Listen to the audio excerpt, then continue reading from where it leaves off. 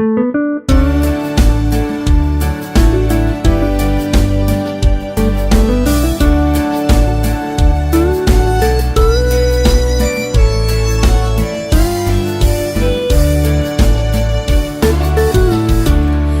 xin hin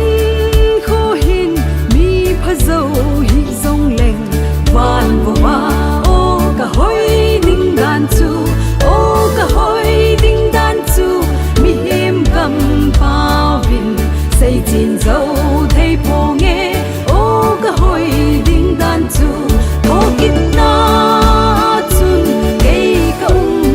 phát lệ ô anh ô đinh đàn chu cả xây chim dâu thấy phôi ô lâu khi đinh đàn mi hiểm cầm bao vin xây chín dâu thấy phố nghe ô anh ô đinh đàn chu cả lấy hin khô hi mi tên ấy thế dòng lệ van vô ba ô cả lâu vì đinh đàn ô cả lâu vì đinh đàn mi hiểm cầm bao vin xây chín dâu thấy phố nghe ô cả lâu vì đinh đàn thô kít na chun cây cả phát lệ ô anh ô đinh đàn chu cả xây chim dâu thấy phôi ô anh lâu vì đinh đàn mi hiểm cầm bao vin xây chín dâu thấy phố nghe ô anh ô đinh đàn chu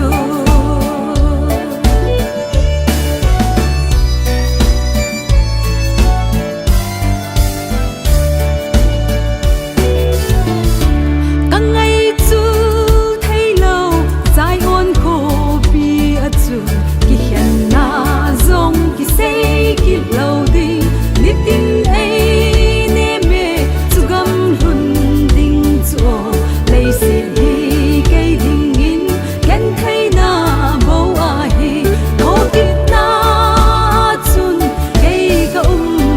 phát lệ ô anh ô ding đàn chu cả say chim dâu thấy phôi ô anh lâu vì đinh đàn mi hiểm cầm bao vin xây chín dâu thấy phố nghe ô anh ô đinh đàn chu lấy xin hin khô hin mi phá dâu hi dông lệnh van vô ba ô cả hoi đinh đàn chu ô cả hoi đinh đàn chu mi hiểm cầm bao vin xây chín dâu thấy phố nghe ô cả hoi đinh đàn chu thô kít na chun cây cả phát lệ ô anh ô đinh đàn chu cả xây chim dâu thấy phôi ô anh lâu vì đinh đàn mi hiểm cầm bao vin xây chín dâu thấy phố nghe ô anh ô đinh đàn chu thô kít na chun cây cả phát lệ ô anh ô đinh đàn chu cả xây chim dâu thấy phôi